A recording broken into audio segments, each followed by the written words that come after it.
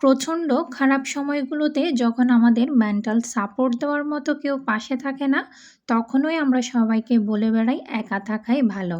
অথচ আমরা কেউ নিজের ইচ্ছায় একা থাকতে চাই না, বাধ্য হই একা থাকার জন্য। আশেপাশে অনেক মানুষ কিন্তু কেউই আমাদের ওইসব সময়ে পাশে থাকে না।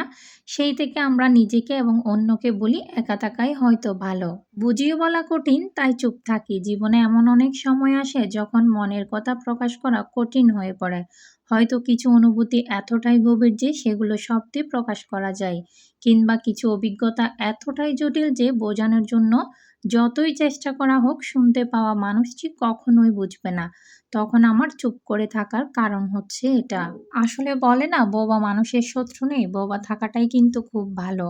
যারা কিন্তু অন্যের পিছনে গিয়ে সমালোচনা করে না, তারা দিন শেষে ভালোই থাকে। সমালোচনাকারী আসলে কখনোই ভালো হতে পারে না। এগুলো যেমন আখিরাতে ফল পাওয়া যায় না, তেমন দুনিয়াতেও কিন্তু এ ধরনের মানুষগুলোকে কেউ পছন্দ করে না। সমালোচনাকারী সবসময় সমালোচনাকারী হিসেবেই কিন্তু পরিচিত থাকে। তো হ্যালো এভরিওয়ান, আসসালামু আলাইকুম। সবাই কেমন আছেন? আশা করি সবাই অনেকটাই ভালো আছেন। আজকে রান্না করতে চলে আসলাম। আমি তো প্রত্যেক দিনই রান্না করি। তো প্রত্যেক দিনই রান্নার ভিডিও নিয়ে আপনাদের সাথে কিছু না কিছু শেয়ার করতে চলে আসি।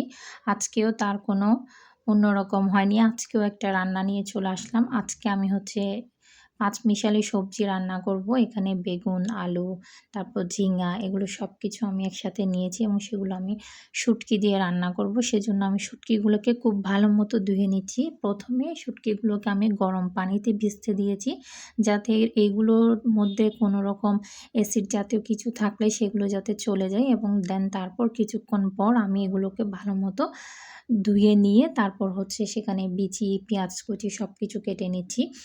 তরকারিগুলো আমি আমার সাইজ অনুযায়ী ভালো মতো কেটে নিয়ে তারপর ভালোভাবে ধুয়ে রেখেছি। এরপর আমি হচ্ছে চলে যাব আমার রান্নার প্রসেসে। রান্নার প্রসেসের জন্য আমি প্রথমে যে পেঁয়াজ, তারপর হচ্ছে শুটকি নিয়েছি, বিচি নিয়েছি, সেখানের মধ্যে আমি মশলাগুলো দিয়ে দিচ্ছি।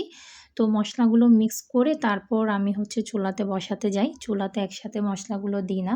অনেক সময় দিই, অনেক সময় দিই না। যখন তাড়াহুড়ো খুব বেশি থাকে তখন মশলাগুলো আর আলাদাভাবে নিই না। আর যখন আমি ফ্রি থাকি দেন তখন আমি হচ্ছে মশলাগুলো নিয়ে তারপর হচ্ছে চুলাতে দিতে যাই। তো আমি মশলাগুলো যখন রেডি করেছি তারপর চুলায় ডেকচিতে তেল দিয়ে আমি হচ্ছে মশলাগুলো ভালো মতো কষিয়ে নিচ্ছি। মশলাগুলো আমার তেল উঠে যাওয়া পর্যন্ত ভালো মতো কষা হলেই কিন্তু আমি তরকারিগুলো দিয়ে দেন ঢেকে দিব। তো আমার রান্নাটা শেষ হয়ে যাবে।